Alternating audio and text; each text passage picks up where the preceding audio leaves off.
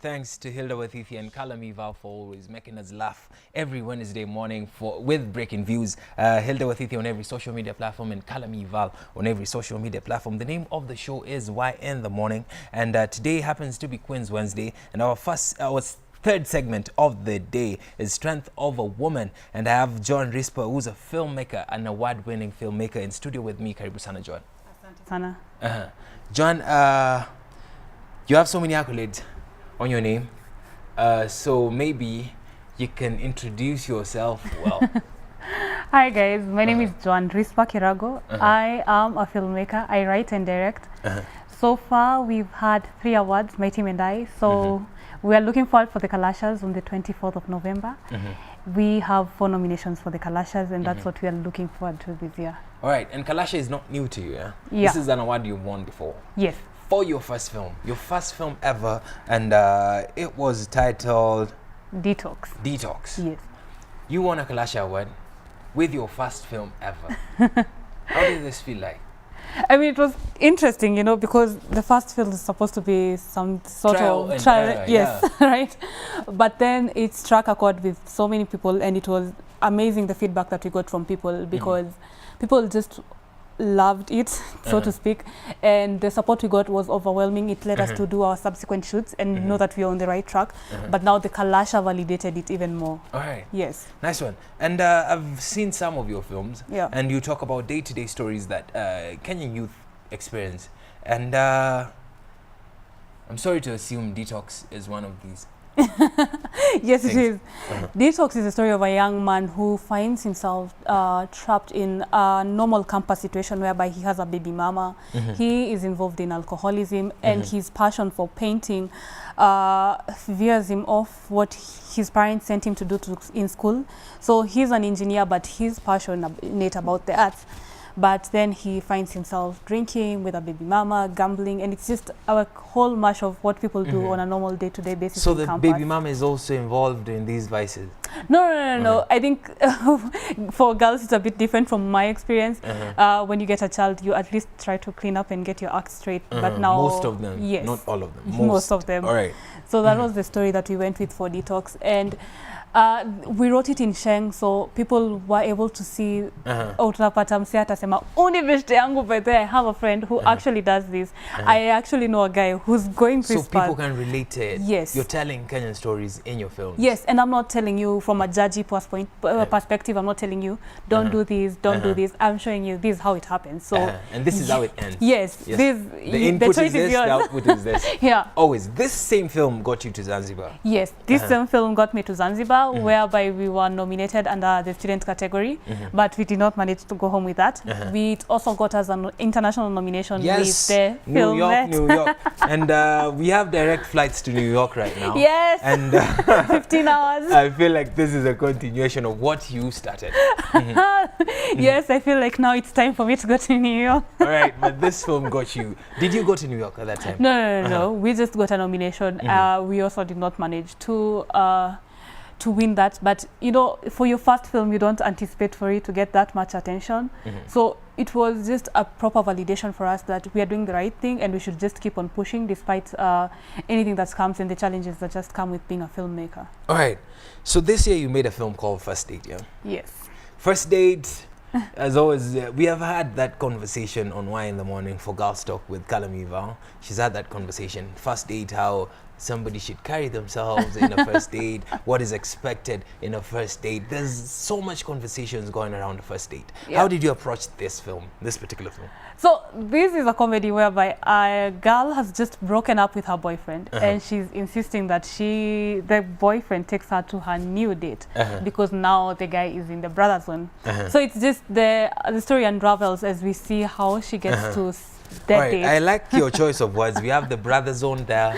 We have the first date. What are some of the terms we can also see in this film? The Kenyans, like you see Kenyans resonate. You know, situationships. It's everything about current millennial relationships, and just the way young girls nowadays will leave a good, hardworking guy for something they see that's flashy and shiny, then only to realize, oh no, by the way, not all that glitters is gold, and then come back to this guy. So the girl actually does that in the whole film. the girl actually does that in the film. Yeah. And this is a story that goes around. Yes. Have you experienced this? I mean, we kind of stretched the limits when we were shooting the film, and we just kind of poked holes. But it is interesting to see there that people were able to relate. And when I first showed it to the test audience, people are like, by the way, this thing totally happens, and it looks like witchcraft, because we don't understand how girls can just manipulate you to doing anything, even though for sure, with every cord and every strand of your DNA, you're sure you can never do that as a normal person. But then just because you're in love, you will go the extra mile, and you'll just try to push and just try to be there for your girl. But unfortunately, ladies nowadays may not exactly appreciate what's going on. This particular film, The First Date, has been nominated for 3. Yes. In 3 categories for the Kalasha. 2 categories, then its sequel has 1 nomination. The sequel has 1 nomination. Yes. So a total of 4 nominations. Yes. The 4th nomination comes as a result of our documentary. We have The First Date on screen right here. Yeah. And yes, you write the scripts. Yes. You direct as well. Yes. Wow. I work with a very small team. It's a group of friends, really, because, you know, the biggest challenge to most filmmakers is the budget. So for me, what we were able to do was we got a group of friends who had the same interest, and we were personally, currently, I just want to say thank you to them because I just tell them I will cook for you guys food. So let's come and try out this thing. If it works, it works. If it doesn't, I like the way Kenyans, food is a currency. Food is there. Food is a currency in the country. Yes. I like that. So what inspires your script? As much as it's day-to-day experiences, are they things that you've gone through as well? No. Not really. I haven't gone through any of So this you're just so a good far. listener. When you sit with people, you listen. You're a good observer as well. I'm a good observer, not the best listener, but I interact with people from various walks of life, so that way I can get to know what's troubling you. I'll ask questions if need be, because if I don't see something and it's not making sense, if I see something and it's not making sense to me, then I will just, my creativity just wanders, and I will just be curious to know. You're a true So I'll artist. ask, You're I'll a ask true questions. artist right there. Yeah. All right. So the cast is also a part of your Yes. friends. It was just 2 members of the cast, right? Alafu, the team itself is a very small team. I think we were 4 people who shot the film and 2 actors. So, and that was it. All right. So maybe you can mention the categories in which you were nominated for this film. For this film, we've been nominated for the best lead actress for this amazing Susan Mora. She's really amazing at what she does. All right. And we've been nominated for the best student film. So, yeah. Then after this film, people back in school, I did this movie when I was in Moi University. The reception was so nice, and it led, people were always asking me, when are we going to see the continuation of The First Date? It was so short, because it's a 20-minute film, right? So everybody was like, when are we going to see the continuation? When are we going to see the next episode? And I was like, well, I am not doing another episode. And they're like, no, it can't end there. All right. So we came How do you feel when you get response like this? I mean, it's overwhelming because, you know, for us, it's just something we do on an afternoon where you're like, we have this script, we have food, so... Food is very important. Since actors work are very notorious in complaining of hunger, yeah? Right. Let's do this. So when people received it in an amazing, amazing way, we were, and they pressured us, so to speak, to do the sequel. We came up with a sequel that was called The Morning After, and in that sequel, we put Susan Mora in a situation where she thinks she's pregnant. So once again, it's looking into a relationship between millennials and how it would work if the girl is pregnant. I love the sequel. It's quite funny. I hope you're going to play it with the sound. It's quite funny. The experiences are very, very funny. So maybe you can mention the categories again. The best female actor. The best lead actress. The best lead actress. The best lead actor. Then the best student film. Then we have a documentary called Listen, which talks about the plight of the deaf. It's also been nominated for a category, and the best documentary best student. Yes. All right. So maybe we can play one of the films with the sound. I'd like people to experience this so they can go and look for it wherever you have it, even if it's online or whatever. Let's play one of the films, The First Date or the sequel, whichever. Unajua sisi anakuja na chali yake so amenichapa exit. Sintalala kwako tu. Sawa. Tulikuwa tunawana. Najaribu kusema tulikuwa tuna waste time. I said I'm going to have sex with him on the first day. So fast got prepared. Last time I checked, tulisema Miss Toshimboka. Done!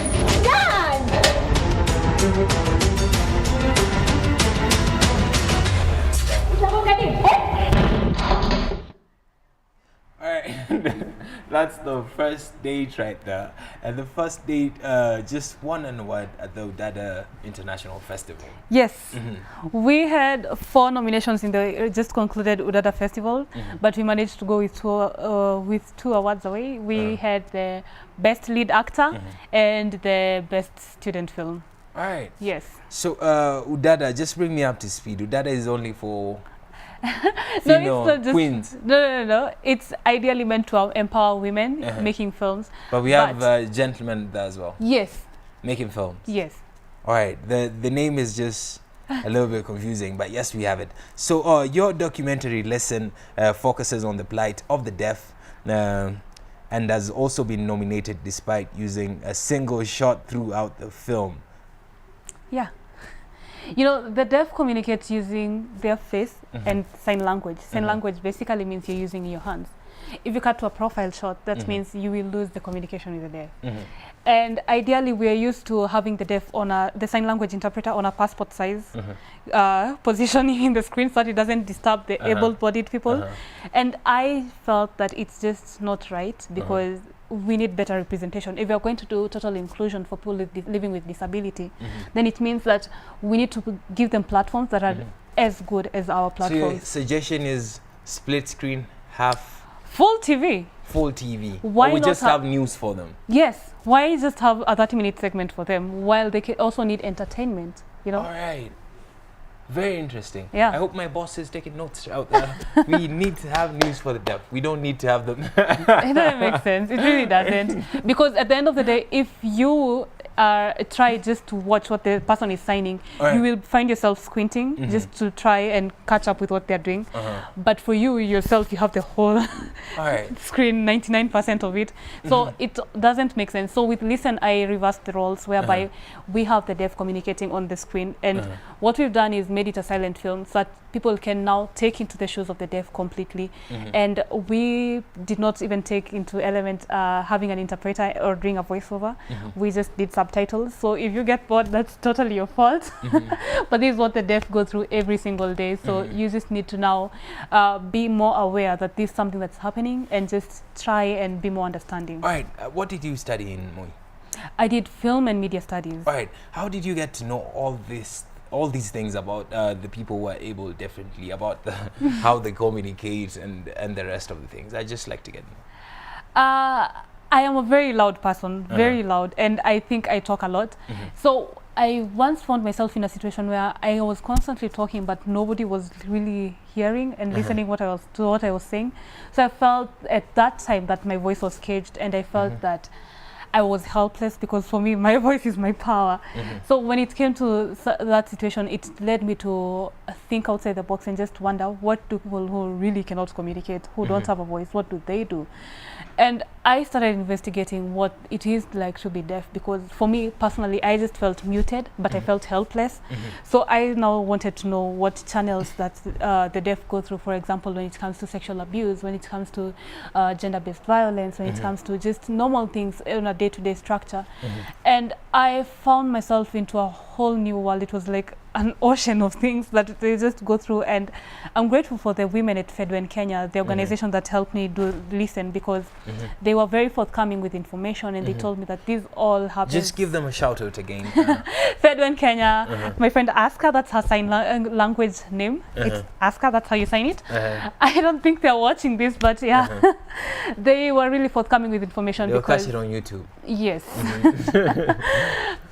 You find that something like, for example, early marriages, they were saying that and female circumcision. I was like, that doesn't happen. I mean, we have FIDA and we have all these representations and organizations that just come forward to defend girls, and they're like, no. A hearing girl, they will come and tap to your door and tell you at night, now you need to run away because this is set to happen tomorrow. You're going to be married off to this guy, and the girl will actually be able to run away. But what happens when it's a deaf girl? They don't know how to communicate, because in Kenya, it's not compulsory for a parent to know sign language if your daughter or son is deaf. So basically, you can be living with a total stranger, even though you're the parents, just because you do not have to learn sign language according to our government. All right. So we have the details for voting for you or for your films in the Kalasha Awards. So we have Kevin Bayaji in his role in The Morning After, which is a sequel to The First Date. As the best lead actor, you can see he's competing with some people who have done this for a very long time. I can see some of the names. Yes, the so-called industry giants. We have Susan Mora, who's also the best lead actress in a film. Again, she's competing with some very powerful names. But you know, at the end of the day, we want to give a shout out to the Kalashas, because they have been able to acknowledge talent. You know, because it's no longer about industry giants. So they go deep. Yes. To look because it's pure talent. We're competing with people who had a budget and who've been doing it for a bit longer. This is our second film and our third film, and they've made it to just, you know. All right. This is another category. I think the other category is because you in the Kalashas, you have to vote for each and every category. You just vote for whatever you wish to do. So you can vote basically for anything. All right. We have the best. So we have Stringed also nominated by Timothy, and we had to point that out. Shout out to Timothy. Best lead actress. Yes, we have a lot going on.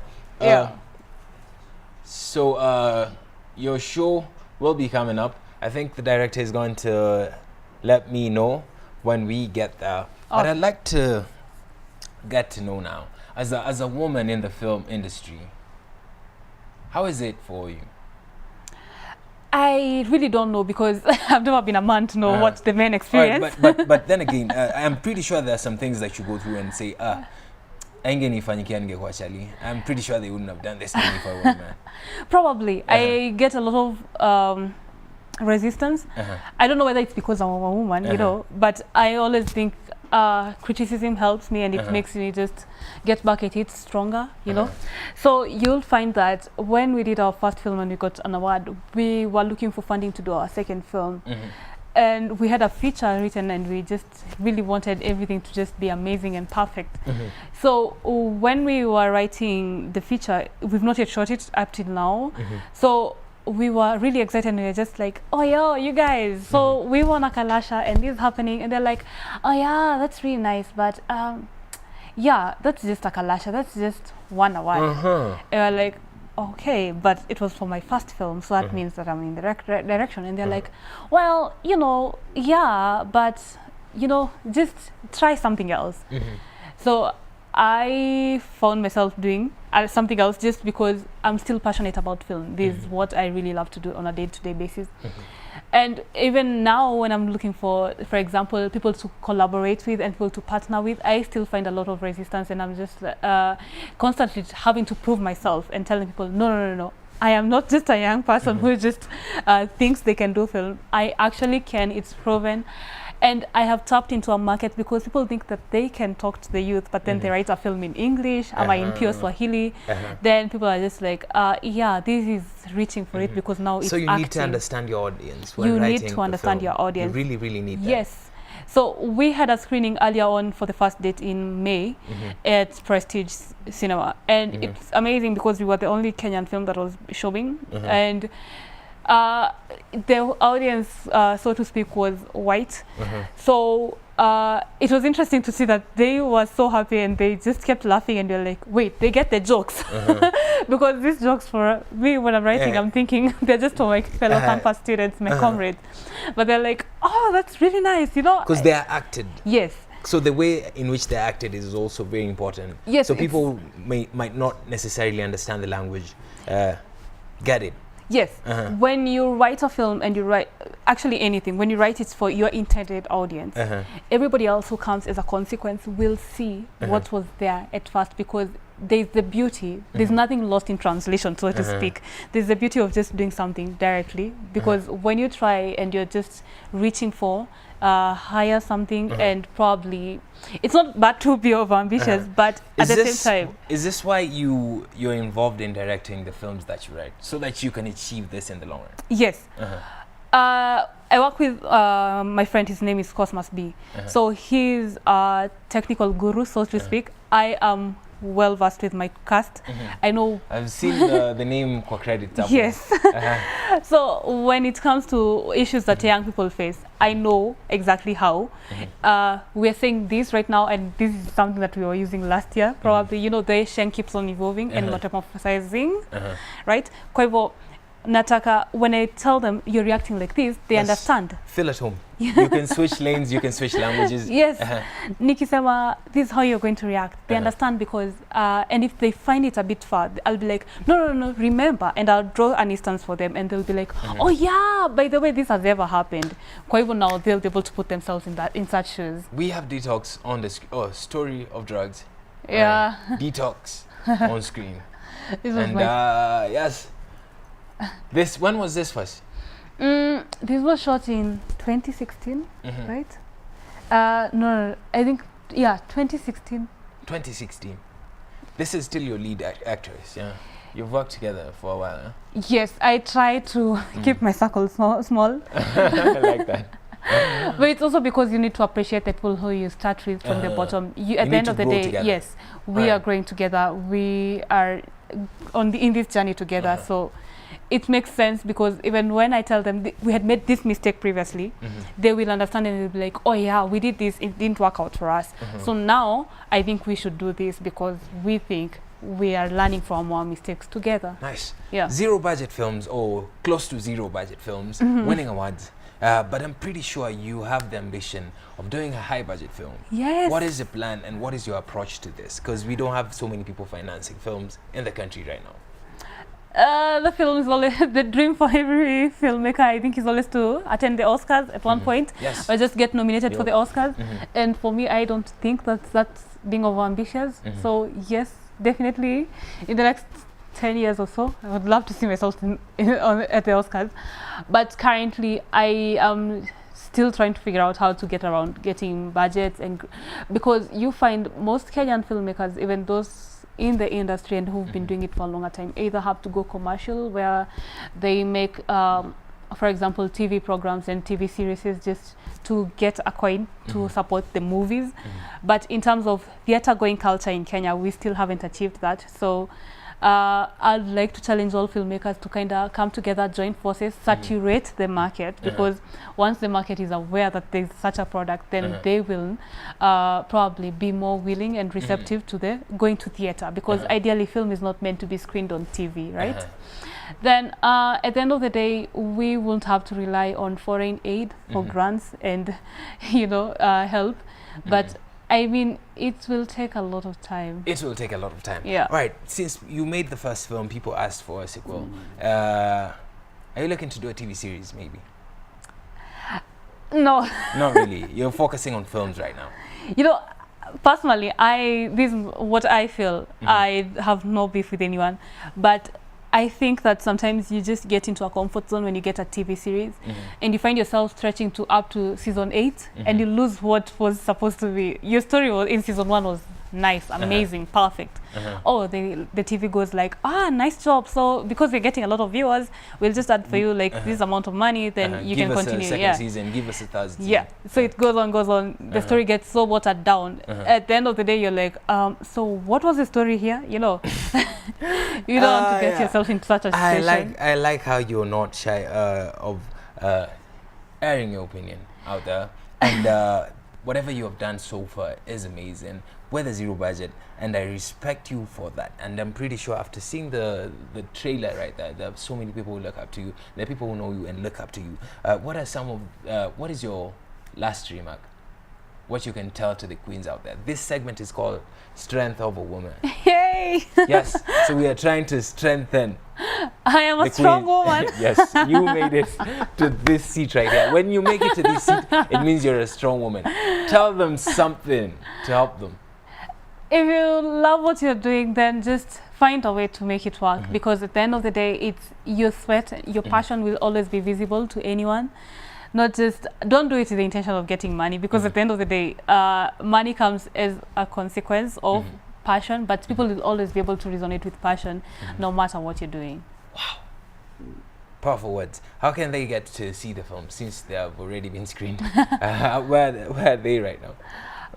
We're looking onto getting into video on demand, not YouTube. Guys, umezoea vitu za bure sana. So no office Wi-Fi and just watching things for free. We need to get revenue at some point, because you know, at the end of the day, we are happy for where we have gotten, but to make our next film, tumekuja Nairobi, we kind of need to get licenses and permits. So we are asking people to support us and just look out onto our social media platforms and just get in touch and know where we are, when we are screening, where we are screening it, if it's video on demand, if it's physical screenings, for example, because we try and make an effort to screen them in many towns in the country. We've screened so far in Isiolo, Kitale, Eldoret, Nairobi. So, and currently with the Kalasha screenings, I think it's just going to be in all the 47 counties. So people just really need to be aware and just be on the lookout. Be aware and be on the lookout. Yeah. What Joan Rispa, award-winning film director and writer as well. The social media handles as we wrap up. Joan Rispa Kirago. Mimi sinanga mavitu fancy. It's simply Joan Rispa Kirago. Yes, check Joan Rispa Kirago on social media so you can get information, more information on how to vote for her and for her films on at the Kalasha Awards, so she takes this home. Yes, please. Voting on 10th, kwa hivyo people need to tokelezea. We need to take these awards. We are calling ourselves the small team that's slaying giants, because for sure we are just a group of 6 or so people and we are competing with, well, pretty big giants. Thank you very much, Joan, for coming through to Why in the Morning. Kalami Valley is coming up next with Girls Talk. It's our topic today. You don't want to miss this.